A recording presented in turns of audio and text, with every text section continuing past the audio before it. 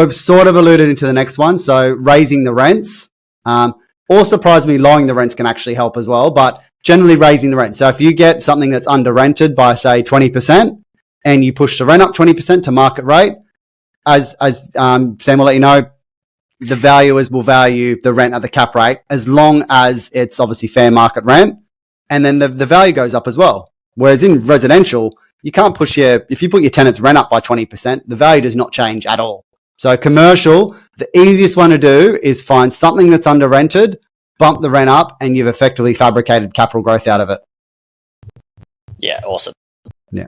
What I sort of mentioned just there as well, which people kind of raise their eyebrows at, is actually lowering rents.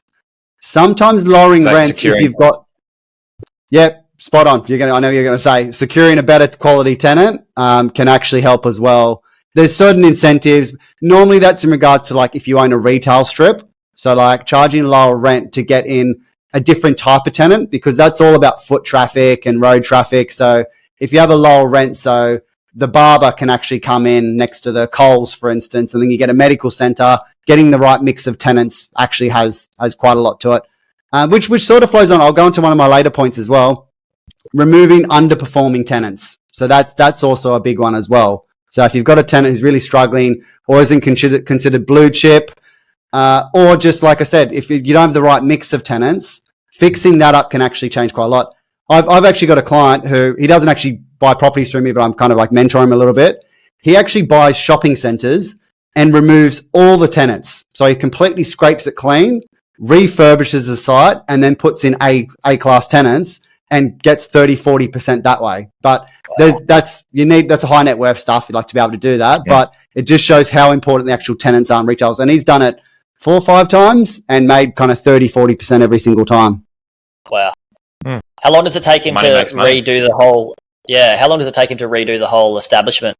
About 12 months is kind of to get it kind of tenanted up. The hardest thing when you rip out all the tenants, and I'm dramatizing a little bit. He doesn't just go through and completely rip them out. Like he'll kind of do one at a time as leases finish and things like that, and clean it up that way.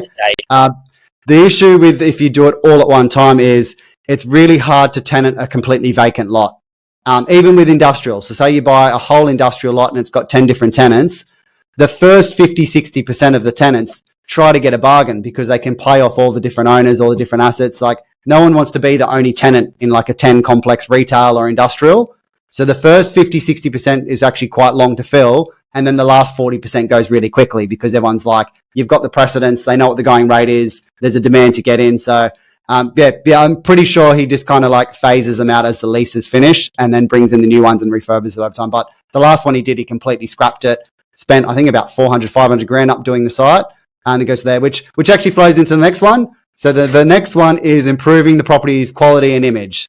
So no different to resi, you can do all that same stuff. Again, if you own freestanding, actually even body corporate for retail a little bit, but you can do the renovations, the refurb, make it look nicer, and then it's going to be more attractive to a tenant, and they're going to pay a higher rent. And like I mentioned before in the last one, is getting the rent higher gets capital growth that way.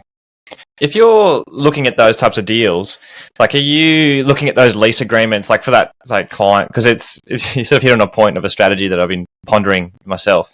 Is do you want those shorter lease agreements to be showing up? So you're sort of trying to get that discount, or on the way in with like I guess lower security tenant, knowing that you're doing that value added strategy, or are you just going down the path of, well, you know, we can look at break leases for these types of tenants? Does that kind of make sense?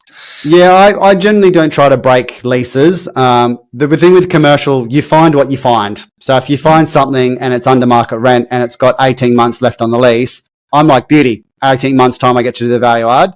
But I'm also not angry if I find something with the same rent and it's got 5 years worth of lease on it, because that's good as well. But that's part of matching it up with the client.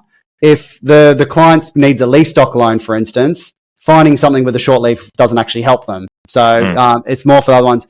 A lot of people get scared off by short leases, but I've said this on one of the other podcasts with you guys, is I don't care if it goes vacant in 18 months or 3 years' time. It's the same net result. You need to be buying with that long-term mindset. And because we call the tenant anyway, if they've got 18 months left on the lease and they say they're going to sign the next lease, I feel more safe with that than getting, say, a 3-year lease where they've got no idea in 3 years' time if they're actually going to sign the next lease. But as per my favorite term, case by case, what you find, you assess that with the client's risk, what you're actually trying to achieve from it. Some clients don't want any value add. They want complete set and forget. Personally, I buy a lot of set and forgets because I don't have the time or energy to actually do the value add.